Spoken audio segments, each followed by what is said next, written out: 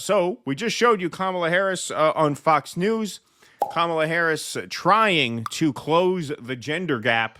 Yes, not amongst women. She already has a decent lead amongst women, but she's really hurting amongst men. And so Kamala Harris flirting with a voyage into the manosphere. Kamala Harris could join Joe Rogan podcast in hunt for male voters, sources say.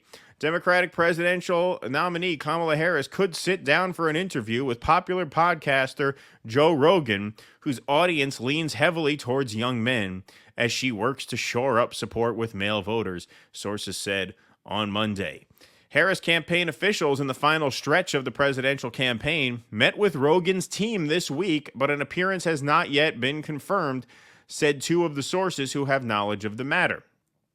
Rogan, who runs the most popular podcast in the United States, has a highly coveted and devoted following that numbers in the tens of millions. The interview will offer Harris an opportunity to make her case to his followers as she works to shore up support with male voters and black men in particular. Numerous public polls suggest Republican nominee Donald Trump could outperform among young men of all races. That would be not necessarily a historic first, but a first in a while. A first in a very long time. Young voters, male, female, black, white, almost always vote Democrat overwhelmingly. So if young men of all races put everything together, go to Trump, that would be very significant. This is why the Democrats, not to get sidetracked, we don't want to go too off message here, but this is why they make such an appeal to those old Bush era Republicans, because they're bleeding Latino support, they're bleeding black support in this election, especially they're bleeding Arab support, they're bleeding youth support. They have to make those voters up.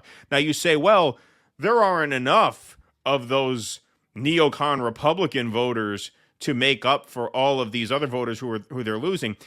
It doesn't look like that's enough, because if you look at America as a whole, it's not enough. But among people who vote, they vote disproportionately. Exactly. Those Bush neocon moderate, independents who used to lean Republican, now may lean Democrat, they vote. So when you convert one of them to your cause, that's like converting 7 young people to your cause, because they vote so much more often. That's why they've kept this race as close as it is, despite all of these trends going the wrong way. Well, also remember, in spite of the impression that you might get from hysteria or celebration, depending on which side of the aisle you're talking about, of demographic changes in the country, and the future where whites are no longer a majority. Last I saw, 70% of voters are still white. Right. That's a lot of fucking people. So if you gain 5% of the black vote, but the Democrats gain 2% of the white vote, it cancels it out. Yeah. I see someone in the chat saying no data to support Keaton. Actually, all the data supports what I just said. Actually, every single piece of data supports what I just said. All right. Slight correction there. You say no data, I say all data. On Monday, the vice president released a new set of policy proposals to appeal to black male voters, and her campaign is ramping up outreach to the typically Democratic voting group. On Monday, Trump also indicated he plans to go on Joe Rogan's podcast before Election Day on November 5th. So Donald Trump's going to go on Rogan's show before November 5th. He really is closing on a podcast run. What did he do? Andrew Schultz. He did Theo Vaughn a few weeks ago. He did Lex Friedman, right? He's a little loud for the Lex Friedman show. They must have to turn his mic down. I would think. Imagine waking up from a nap to him going on to Lex Friedman. Trump and Rogan have sparred in the past. As recently as August, Trump took a shot at Rogan on social media platform Truth Social, but later called him a good guy. That's because Rogan spoke fondly of RFK before RFK endorsed Trump. That's what the basis of that little mini feud was. In 2022, Rogan said he's not a Trump supporter, and in August said he preferred RFK for president. Kennedy has since dropped out of the race and endorsed Donald Trump, of course. The appearance could offer a shot in the arm for Harris and Trump, as polls show an incredibly tight race between the two candidates that is expected to come down to the results in 7 swing states. Okay, that's not good. They go on. We don't have to read the rest of that.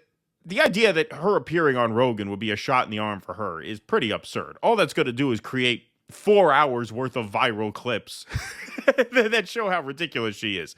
Unless Rogan just decides to do one of his typical shows with her. He doesn't have to talk politics. Rogan will be like, hey, have you seen this? There's this island off the coast of India where they crack open a crocodile's skull and they drain the brain fluids out and you drink it and it gives you tremendous upper body mass. Have you tried that? I want to go. Maybe he should just talk about that shit with her. That'd be the best she could hope for. Because if he actually asks her questions, that's not gonna come out looking good for her. I can guarantee you that.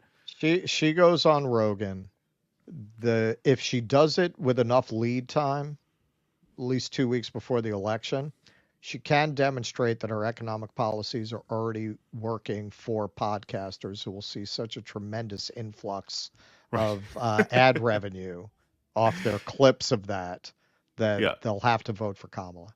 They'll have to urge their viewers to vote for Kamala, just considering the ad revenue to be made off of a Kamala presidency. Yeah.